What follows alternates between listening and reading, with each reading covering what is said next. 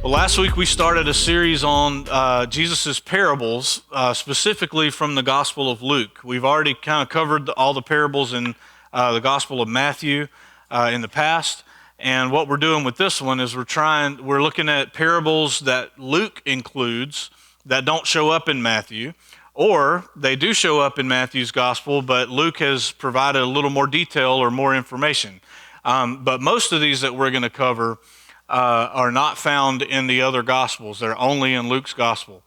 So last week we talked about the Good Samaritan, and we learned about that story. And this week, the parable we're going to read about is the rich fool. Y'all know any rich fools? Now, you already broke the rules. I told you don't be thinking about somebody else. I told you not to do that, right? Yeah. So here's the thing. This is in Luke chapter 12. So if you have a Bible, you can turn there. If you have one, old school Bible that you have pages you have to turn to that. If not, turn on your phone or iPad, whatever. Also in our app, everything that I'm looking at in my notes are in our app there for you under the bulletin for today. So what we're going to do is Jesus is about to tell us a story of a rich man who doesn't have enough room for all of his stuff. Let me say that again. Jesus is about to tell a story about a rich man who doesn't have enough room for all of his stuff. Now, we tend to read this and we think Jesus is talking about some rich guy, right? And he is. But let me ask you a question. Has there ever been a time in your life when you didn't have enough storage space for all of your stuff?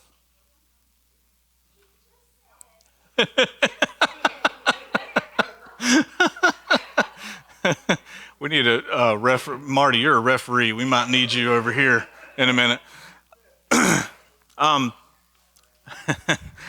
So I think all of us in here understand that we're about to read a story about us. Right? I mean, just consider this.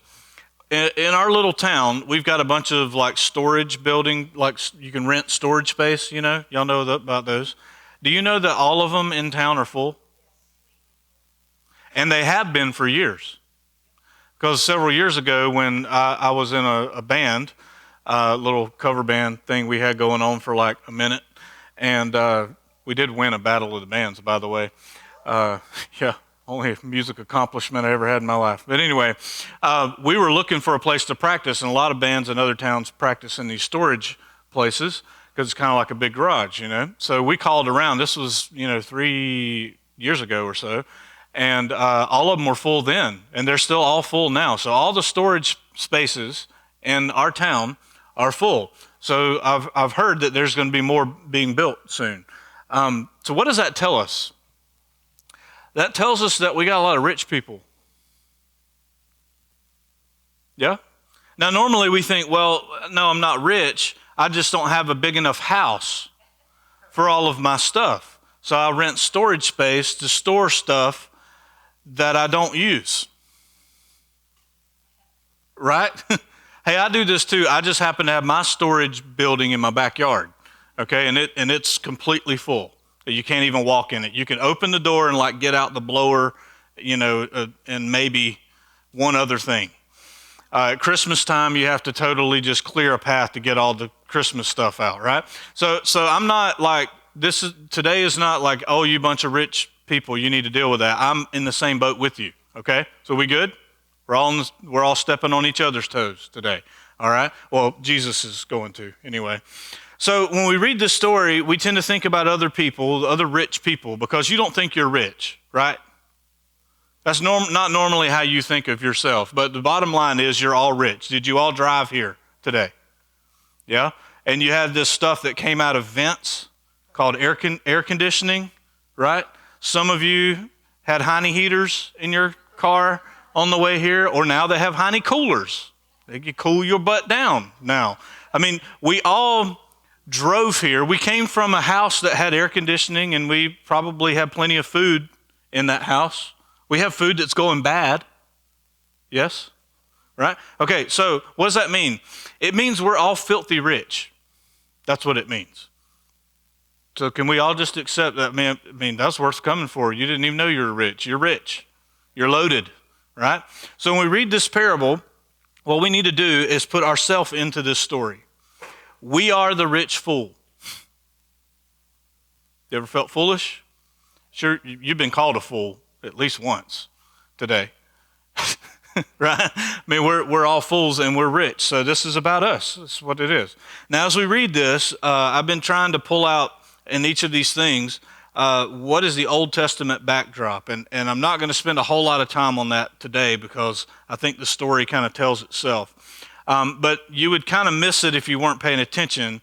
But what Jesus has done in this story is he's dropped these little words and phrases into the story from the book of Ecclesiastes and some from Proverbs. Now, who wrote Ecclesiastes and a lot of the Proverbs? Anybody know? A rich fool named Solomon. You were like, wait, no, Solomon was the wisest man who ever lived. Yes, he was the wisest idiot who ever lived. He had tons of wisdom because God gave it to him. He just didn't put it into practice until the very end of his life. The book of Ecclesiastes, by the way, most people think it's a depressing book. And if you read it looking for that, you'll find it. It's pretty rough. But it's basically like Solomon's diary at the end of his life. It's like him writing down, here's what I tried. I tried this in my life, and I built all these great things, and I had big barns full of stuff, and gold and silver, and everything anybody could ever want. And I found out it was all vanity. It was all smoke, vapor, right? So what Jesus has done is he's clearly wanting us to think about Solomon as we read about a rich fool. Okay, so I'm not going to dig, there's stuff in your notes about that. And a lot of people think that Solomon was blessed by God because of all of his great wealth, right? Isn't that how we normally think of Solomon? Well, he was a great king. He had all this great wealth. But if you actually read your Bible, everything Solomon did was in direct violation of what God told Israel's kings to do and not do. He violated every single one of them. So I've got the references in your notes. You can go have fun with that on your own time. But if you read Deuteronomy 17 and compare it to 1 Kings 10, you got Deuteronomy 17, it says, here's what your king must not do. If he's the king of Israel, he can't do these things. He can't acquire a bunch of silver and gold for himself. He can't be rich. He can't have a bunch of wives. That's pretty understandable, right? He can't go get horses from Egypt. He can't import horses into Israel from Egypt for himself. Now, if you go read 1 Kings, where it tells you about all Solomon's riches, he has a ton of wealth, silver and gold. He has a ton of wives, and he goes and imports horses from Egypt. So if you just read that passage, you think, man, God was good to this guy. But if you go read what the law said, we find out he's breaking all the rules, right? And the very next passage in 1 Kings is about how his heart turned away from God. So with that in our minds, let's dig into this story because Jesus definitely intends for us to have Solomon on the brain as we read this. Okay? Now the context of this, if you read chapter 12, there's a lot going on here, but basically here's the setting. There's a crowd of thousands of people, so many that they're stepping on each other. That's how many people came to hear Jesus talk. Okay, so you got that picture in your head, thousands of people stepping on each other, trying to find a place to sit. Okay? And then while these people are trying to find a place to sit, Jesus starts talking to his disciples, his little crew. And he's telling them, hey, you know these Pharisees, you see these Pharisees out here and scribes? Don't do what they do. They're hypocrites. So don't be afraid of them. They're going to try to lock you up, and they're going to beat you and do all these things. Don't be afraid of them. Fear God and don't fear man. So he's having this conversation with his disciples and talking about how not to fear and don't be like the religious hypocrites. And he talking about staying faithful to Jesus, just talking with his crew while these thousands of people are kind of coming in and sitting down, you know. And then somebody interrupts Jesus with their own personal problem that has nothing to do with anything Jesus had just said. Church people have changed so much. right? I mean, it would be like, imagine the Son of God is here teaching and he's talking about some very serious things. And then somebody just stands up and interrupts the conversation with their own personal problem. Wouldn't you get kind of like, man, sit down and talk to him about that later, right? Jesus is talking. Hush. So that's the environment we're in when we think about this passage. So here we go.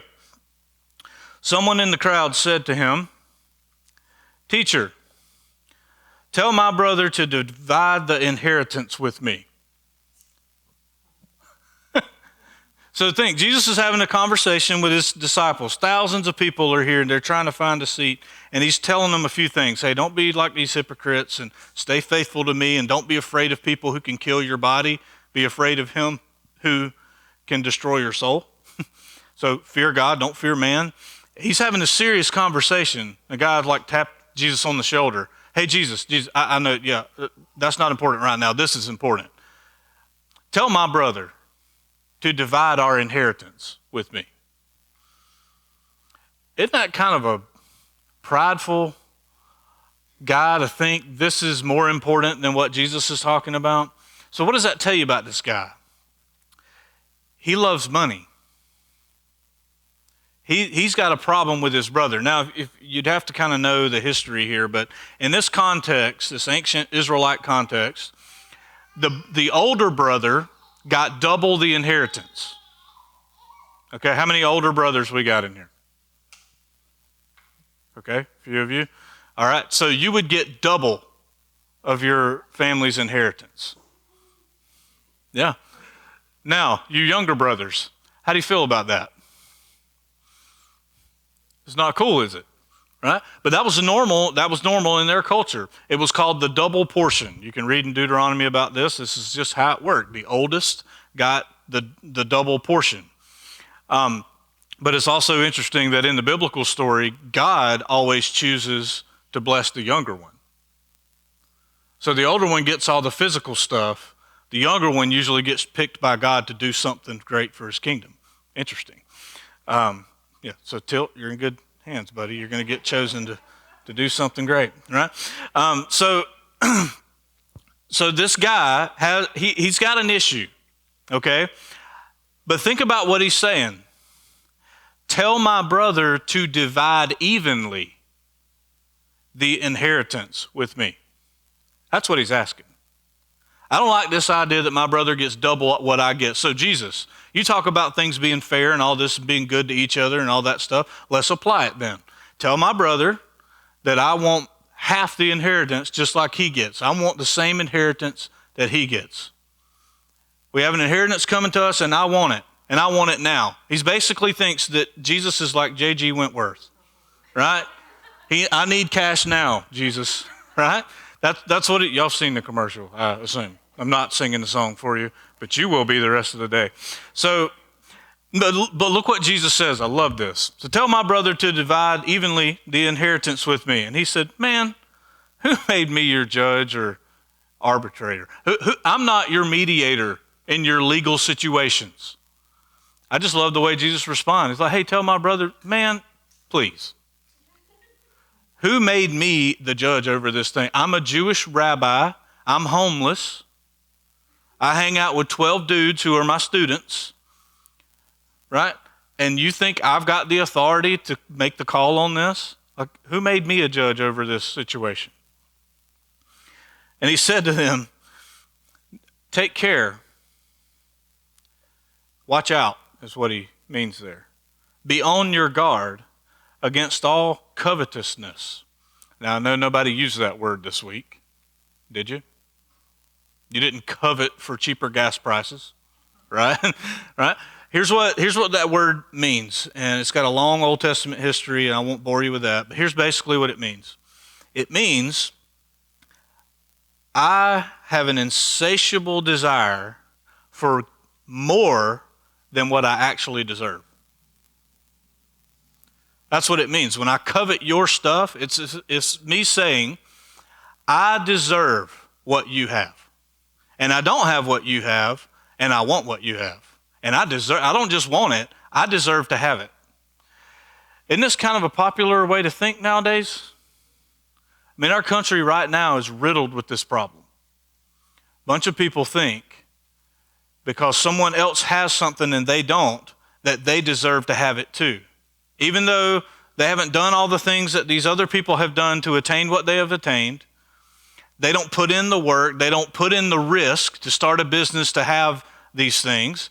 They think just because I exist, I deserve to have what you have. This is a big problem in our culture. See, the Bible is still relevant for us today. It's still speaking into things we're dealing with right now. Because here's the truth of it is, let me tell you what we're all entitled to. Anybody want to guess?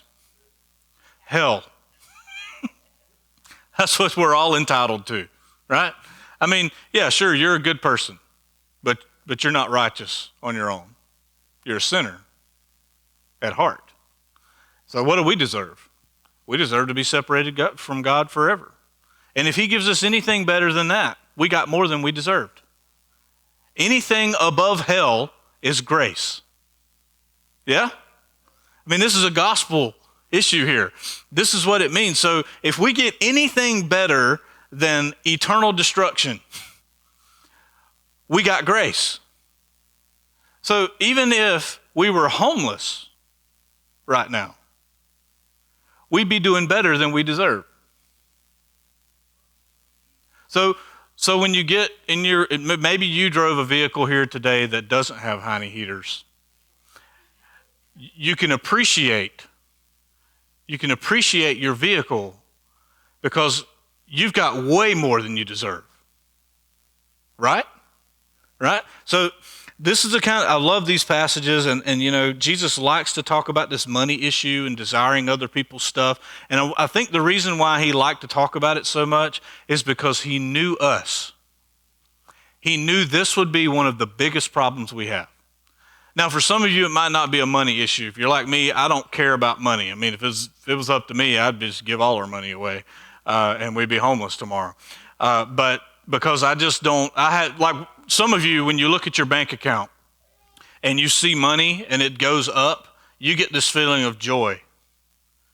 Some of you do. Some of you have never seen this happen. Right? And you're thinking, boy, I bet that is nice. So like me and Suzanne, we're total opposites. She likes to watch the number increase. I like to see that number and go, what can we use it for? Or who could we give it to? Right? Who's in need around us that we could give some to? What's going on in the ministries that we know about that maybe we could support? Or could we just go buy something cool with it, right? I mean, that's me. Like, I enjoy using the money. She enjoys saving the money. And that's a good thing. So we kind of balance each other out sometimes, right? So here's the thing. If we get fixated on what we don't have, you will always be in a mess. Because for some of us, it's a money thing. For some of us, it's an accomplishment thing.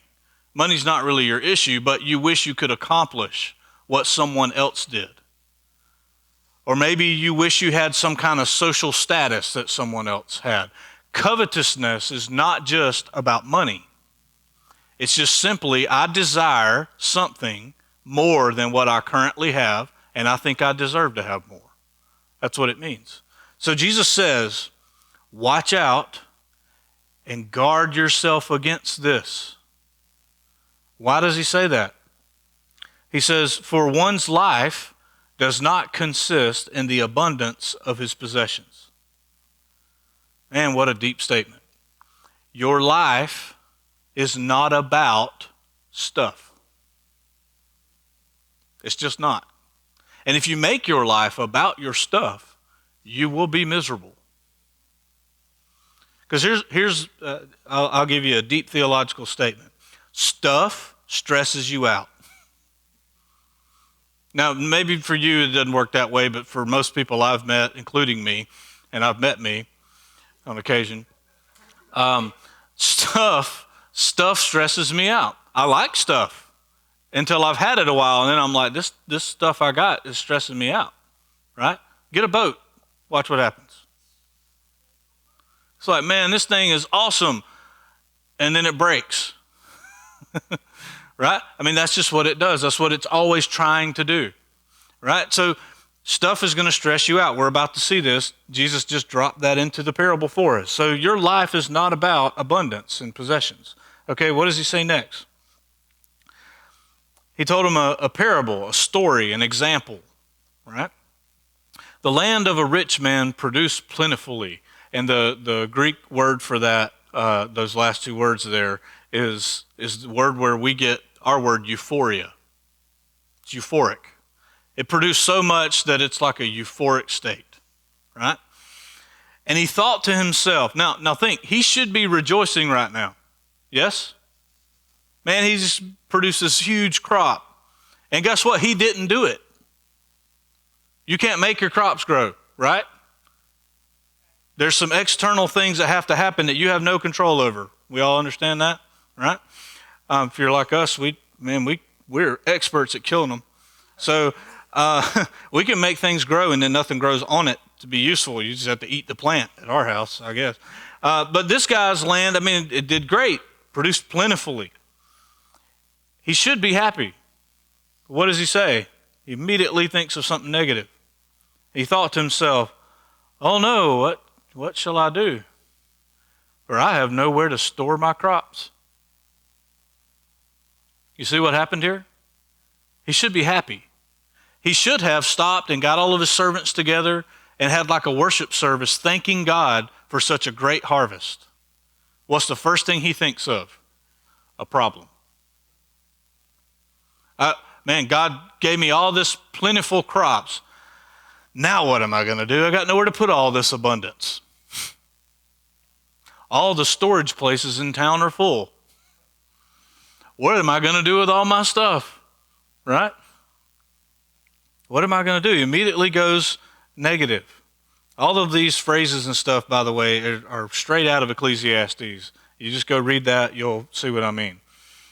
Right? So instead of his abundance causing joy, it caused him stress. See it? Wow, look at this great crop. Oh no, I don't have anywhere to put all this abundance. His stuff is causing him stress when it should have caused some rejoicing. Now look what he does next. And he said, I know what I'll do. I will tear down my barns and build bigger ones. Notice in this these couple verses here, how many times I and my are used? This guy's got a self-centered issue, doesn't he? I know what I'll do. And one of the servants might have said, hey, maybe give some away. He goes, no, here's what we're going to do. I'm going to tear down the barns I have, those perfectly good barns I have that are doing a good job holding my stuff. No problem. Only problem is they're not big enough. So I'll just tear them down. I will tear down perfectly good structures, storehouses, and build bigger ones so I can get all my abundance in it. And there I'll store all my grain and my goods. I wonder how many of the servants that he had on his farm stood by thinking, well, you could give us a raise. Well, you could give us some crops to take home to our hungry families because we're all day laborers. We get paid by the day for the work that we do. You know, you could maybe go to the temple and give some of this to the priest in the temple who are working there, who live off of that. You could help some people with this. No, I can't be doing that. I'm going to tear down so servants, you hungry, poor servants. See that big barn, nice barn over there holding all of my crops? Okay, tear it down. That's what we're going to do today and tomorrow. You're going to tear it down, and then we're going to build a bigger one right next to it so I can get all my stuff in there. All right? And I will say to my soul. Now, I don't know how you say things to your soul, but this guy knew how, apparently. That was supposed to be funny. You ought to get it. So I will say to my inner self, the deepest part of me, soul. My soul said, right. You have ample goods laid up for many years. So relax, eat, drink, and be merry. Relax, eat, drink, and be merry. Straight out of Ecclesiastes, written by a rich fool who failed. So there's two things going on here. He says, here's what I'm going to do, and then here's how I'm going to justify it to myself. I have to justify my own actions to myself. That's what's going on here. He says, here's what I'll do. I'll tear down my perfectly good barns. I'll build bigger ones to hold all my stuff. I'm not going to give anything away. I'm going to tear them down, build bigger barns, and keep it all. That's what he's doing. And then here's what I'll do. I'll tell myself a good story about this. Hey, you got plenty for plenty of years. He's boasting about tomorrow, which Proverbs says, don't do that. Don't boast about tomorrow because you have no idea what's going to happen tomorrow. Don't think that you're good for years to come and you just got plenty of time because you don't know. But he's saying, yeah, I got plenty for years to come. I'm going to store this up for years for myself, right? And I'm just going to kick back, put my feet up, relax, be happy, fat and happy. That's what his plan is. And look what God says. God said to him, you fool. Now, if you were to talk to an investment banker, they would say this guy has a good plan, right? He's got an abundance. He's saving it up.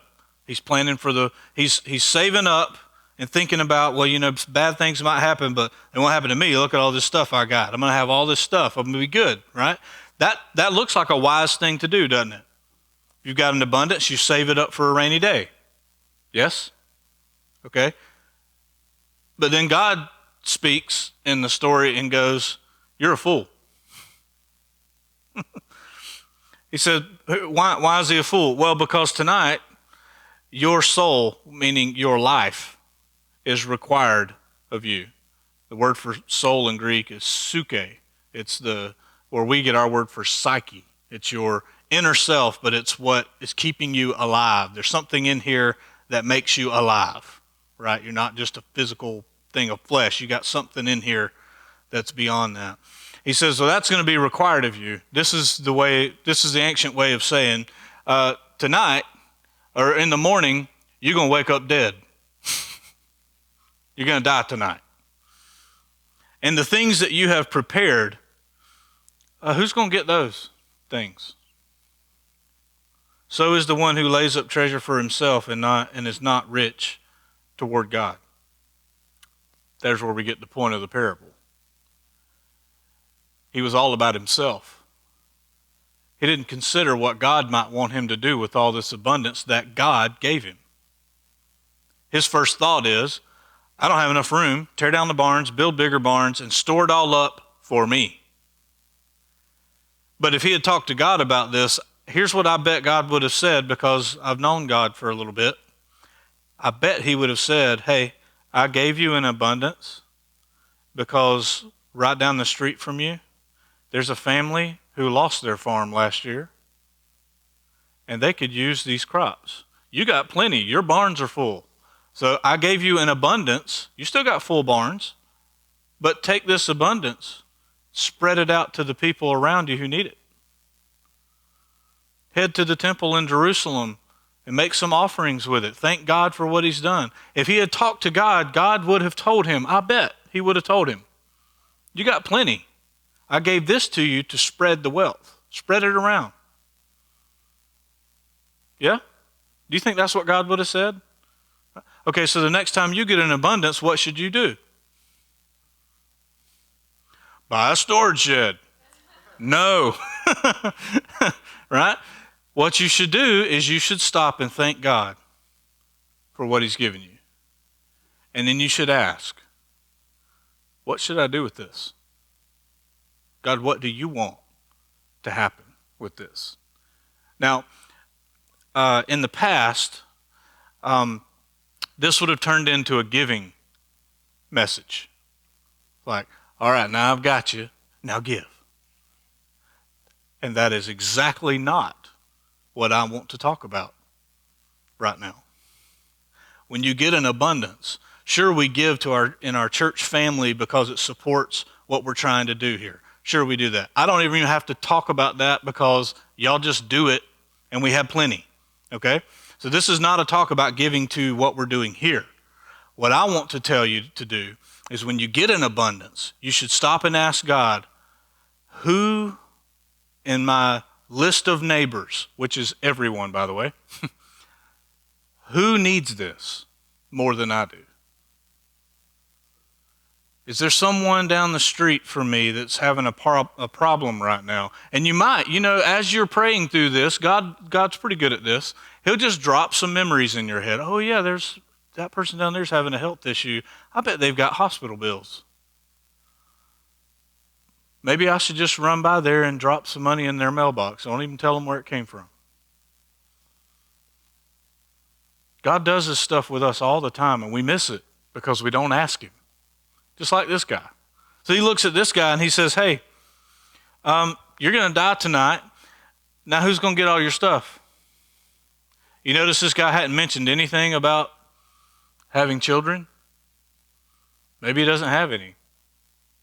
Or maybe he's got kids that he knows he don't want to leave his stuff to because they're irresponsible. You know that some of the wealthiest people in this country today don't leave a lot of stuff to their kids because they know their kids are going to waste it. You know, in the ancient Roman world, if your kids were really irresponsible, you wouldn't leave your inheritance to them. You would go adopt a responsible adult. That's what they did. You would adopt somebody that's 30-something years old, right? I mean, brilliant. Go adopt somebody that's already paid for college, right?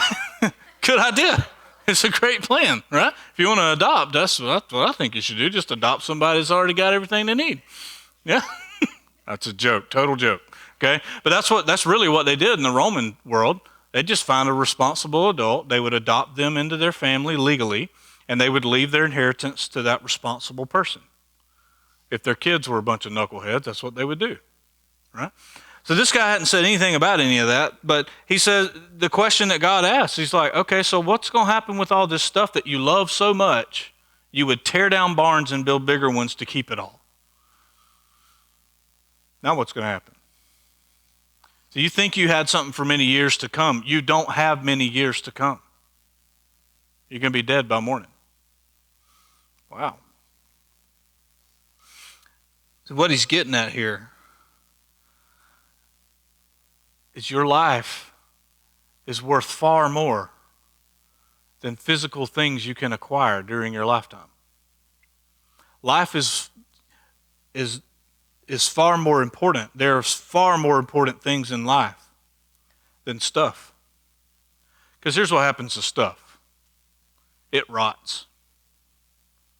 It'll rust. I bought a motorcycle recently, which I really like a lot. If it would just stop raining, good grief, so I could ride it. But it is pretty nice to put little less than 4 gallons into a tank and ride on it for 200-300 miles. That's pretty nice. Okay, I'm not bragging. Well, I am bragging, I guess, but it's nice. But you know what's going to happen to that motorcycle? Eventually, it's going to break. It's going to tear up. It's going to rust. It'll end up one day in some junkyard, torn apart. See, my life is not about what I can buy and use. What's more important is things like my wife, my children, my church family, my neighbors that live down the little road we live on.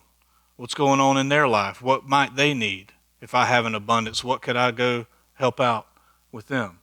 That's the things in life that make an eternal difference. Because here's the thing. You can get buried when you die in your boat. You could have somebody do that for you. But are you taking it with you anywhere? No. No, it's not. Here's the thing we won't be doing. We won't show up at Judgment Day at the throne of God with our stuff and say, look what we did. Look at my motorcycle, God. See what I did? See what I did there? None of that's going to be with us. But what will? Our life. what we did with our life. That's what we'll get to answer for. And what's interesting about this is the real point is, don't be rich toward yourself, be rich toward God. Isn't that how he ended it? So if you're going to be like a rich fool, if you do what he does, you're just laying up treasures for yourself, and you're not being rich toward God, meaning you're not paying attention to what he wants to happen. In the very next verse, he starts talking about worry, stress. He turns to his disciples after he tells his story. Therefore, I tell you, don't be anxious about your life, what you're going to eat and wear and all that stuff. Life's more than that stuff. And he goes into the worry passage that we covered back in Matthew's gospel. You know what's funny about this parable? It doesn't say anything about the guy that asked the question. Remember? He's mad at his brother. I want the same inheritance my brother gets. Jesus stopped teaching for a minute and tell him to do what I want. It never returns back. It just says he told this story and that was it. I wonder if the guy standing there was like, oh, I shouldn't ask that question. Because he's basically telling him, you're trying to be a rich fool. Stop it.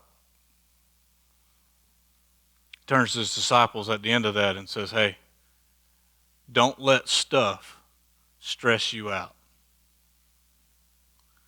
Did you see that guy that came and interrupted me to ask this stupid question? Because he wants more stuff. He's stressed out about stuff. Don't do that. Don't get focused on stuff. It's just going to stress you out. Don't get focused on accomplishments and what you see somebody else doing and you think you deserve to have that. Don't get focused on that. It'll just stress you out. It'll mess you up. It could change the entire trajectory of your life. Here's what we don't think about. We don't think long term anymore because we're so fast paced and got screens that tell us what to think all the time. We think long term. We need to be thinking, what am I doing right now that's going to make me end up somewhere I don't want to be? What am I doing right now with my children that's going to end up somewhere that I really don't want to be and I don't want them to be? What am I doing in my household, in my daily life, that I know is going to end in destruction if I don't stop? What am I doing right now that's going to push me somewhere I don't want to end up? So if I'm loving things, we just need to admit it to ourselves. Jesus said constantly, you love stuff, destruction. That's where it's going to end up.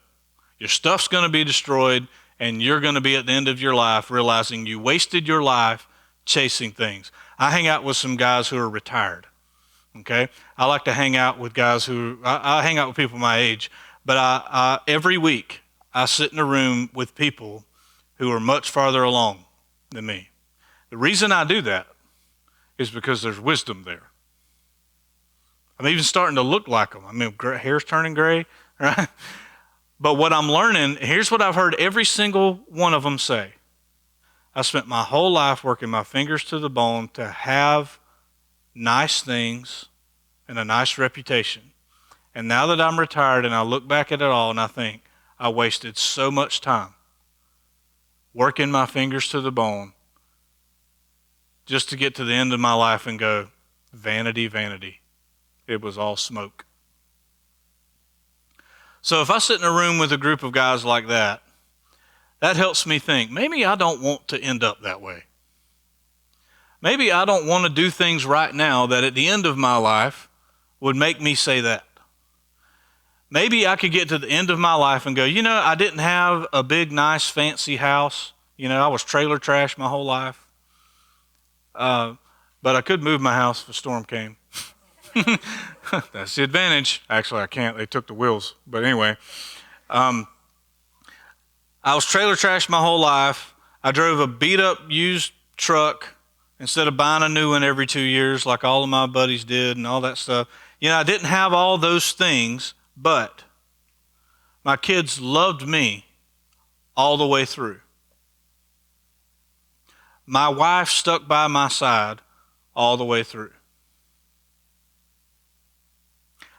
I never went hungry all the way through.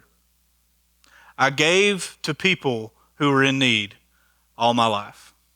So when I got to the end of my life, I want to be able to say, I didn't have all the nice, shiny things everybody else had, but I think I did what God wanted me to do with my life. And that's more important to me. It hasn't always been. You guys know me.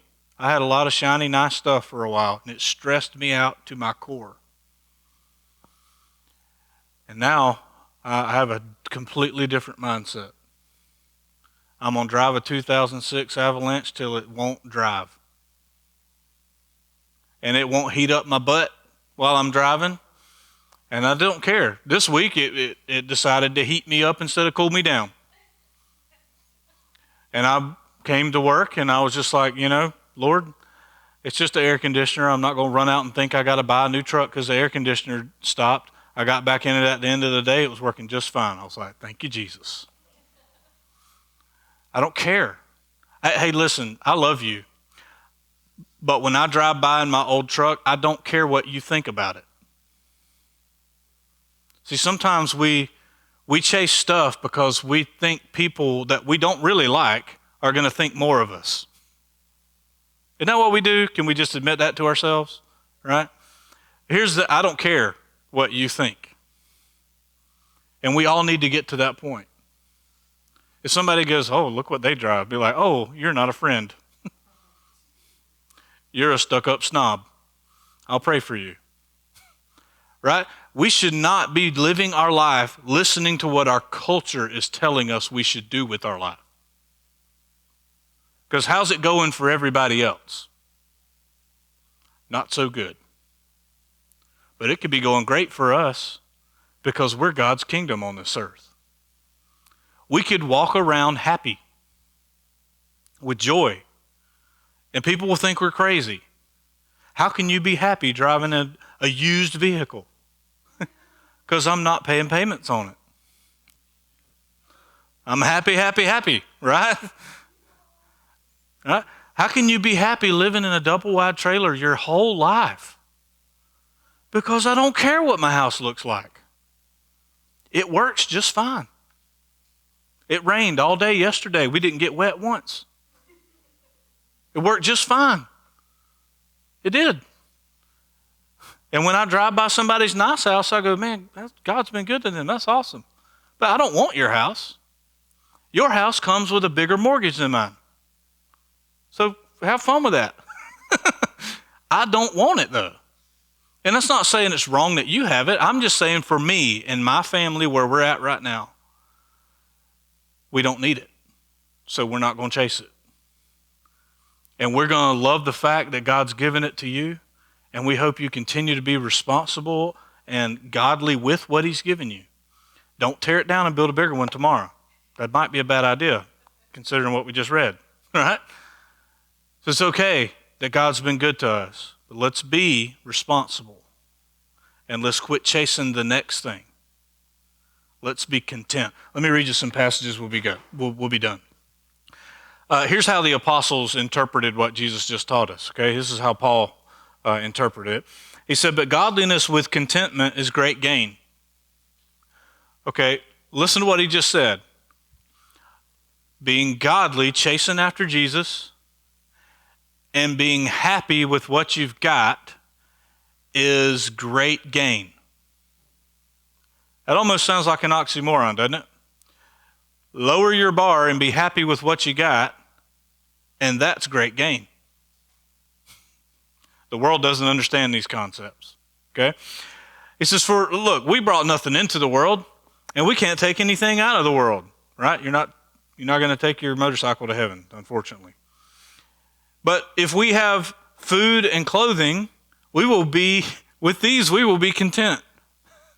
Does that not bother you? That's all? If we just can eat and we're not naked, we'll be happy with that. The apostles were a whole different type of Christian, weren't they? This is written by a guy. The apostle Paul wrote this. This is his letter to Timothy, a young pastor. And he's telling young Timothy, hey, don't get caught up chasing stuff. If you've got something to eat and you've got clothes to put on so you can look appropriate in public, be content with that. He says, now, for those who desire to get rich, fall into temptation. You ever wanted to get rich? Yeah, you have. Every time they announce what the lottery jackpot is at, you think about it. Probably. Okay, maybe it's just me. I'm the only sinner in here today. That's all right. I'll be the sinner on your behalf. Okay, I'll be the sacrificial sinner. Okay, so if you desire to get rich, you fall into a temptation, into a snare. That's a trap. Into many senseless and harmful desires that plunge people into ruin and destruction. That's pretty clear, isn't it? If you just want to be rich, you desire something you don't have and you think you deserve to have it, you get temptation, trap, senseless, and harmful desires that'll plunge you into ruin and destruction. Anybody want to sign up to be rich? For the love of money is the root of all kinds of evils. He did not say money is the root. Money is amoral. It can't be good or bad. Money is an idea that God didn't even create. We had to create it because we've messed this place up down here, and we need something of value to encourage you to do what you're supposed to do. That's what we do with money, right? Money's not good or bad. It's what we do with it. If we love it, it's a root in us. And what do roots do? Well, they grow and they produce like a tree, and it produces fruit. And apparently stinky, rotten fruit. He says, the love of money is the root of all kinds of evils. It is through this craving, this lust for more, that some have wandered away from the faith and pierced themselves with many pangs. We don't use that word a lot. It's just a word for intense pain or grief.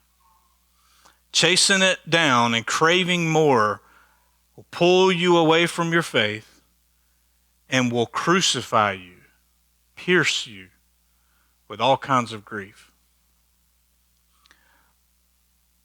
So this is the exact opposite of what our world is telling us to do, isn't it? Everything our world tells us is get more, chase more, new model. Oh, you bought a new car? Next year we'll come out with a new one and you'll want that one. Isn't that what they do? That's why they do it. The old one works just fine. They're just doing it because they know you want the newest, most shiny thing, right? They're doing this because they don't agree with this. They want to make money off of you not doing this. He says, look, just don't chase that stuff. Hebrews 13:5, and we're done. It says, keep your life free from the love of money and be content with what you have. And why should you be content? Well, because Jesus made you a promise. I'll never leave you nor forsake you. So what's the reason why we shouldn't love money? Because we trust in one who's greater than money. And he made us a promise.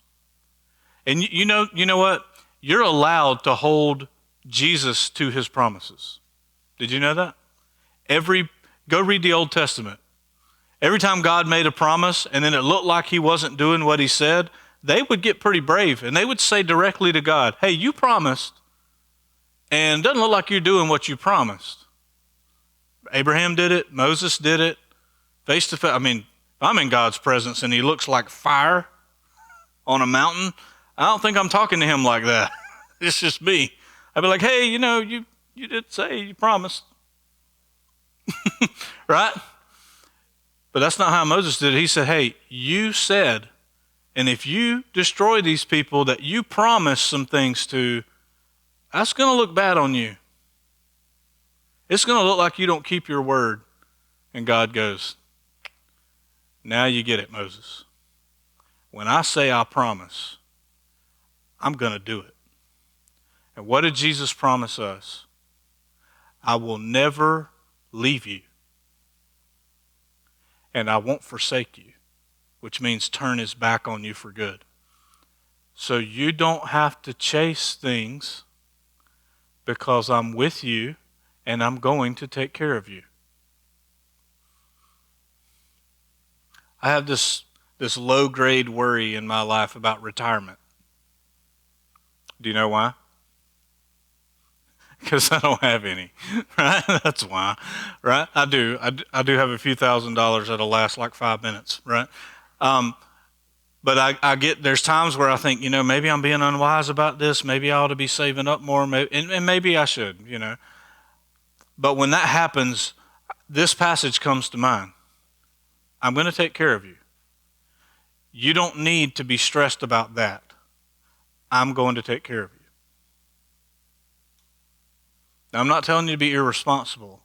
I'm telling you who to focus on. Don't focus on a what. Focus on who made you a promise.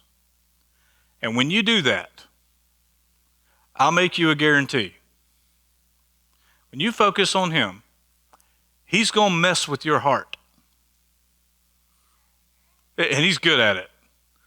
He is going to change your heart. It's his entire plan with you. He wants to conform you into the image of his son, Jesus. He wants to take you, and messed up as you are, and he wants to make you look more like Jesus. That's his plan for your life. And when you focus on him, he will do it. He'll be with you while he does it. And you'll be better for it. Because everything he does for us and to us is good. So why don't we do this today? I'm going to ask Suzanne to just come play for us. We're not going to sing anything. I want to lead us in communion. We take communion here every Sunday, or at least a lot of us do. And we're going to kind of old school it today. So after I pray, you can come and get communion and just go back to your seat. And when everybody's kind of back, I'll lead us in communion. Normally we just kind of do it on our own and pray through it on our own. But I want to just change it up a little bit today, and I'll lead us through it. So I'm going to ask you to stand, and I want you to pray. I'm going to pray in a second, and I want you to be praying that God will change your heart. And here's what we want him to change, okay? Listen close. Our prayer should be, God, take entitlement out of my heart. Help me not to feel like I deserve things I don't. That's entitlement. Take that out. Put in me a spirit of thankfulness and contentment. Help me to stop looking at what everybody else has got and help me to be thankful for what I already have. So that's going to be our prayer. And then we're going to take communion and ask him, because we're going to take a symbol of putting Jesus on the inside of us. We're going to ask him to come in and change our heart. So that's going to be our prayer. It's a good prayer. So let's pray together, and then we'll get communion and take it. Father, we thank you for your word. God, I thank you for our family here, your family. God, I pray that in these next few moments, will you help us to repent of our entitlement, thinking that we deserve more than we have? God, will you help us to repent and turn away from a life of seeking the next thing that we think will make us happier, or try to impress people that really don't care about us? God, will you help us repent of that lifestyle and turn our hearts toward you and to focus on your promise that no matter what happens in this world, you have not left us, you have not forsaken us, and you won't ever. But you'll always be with us, and you'll always give us our daily bread and what we need for the time. God, help us to trust you. Help us to be your kingdom, to focus on your kingdom, because you said if we seek your kingdom, all the things that we think we need will be added to us as well. God, help us to rest in that fact. And as we take communion in just a moment, God, we invite your Spirit through this thing that we do, that you taught us to do. Help us to remember who you are and what you've done, and change us from the inside out. In Jesus' name, amen.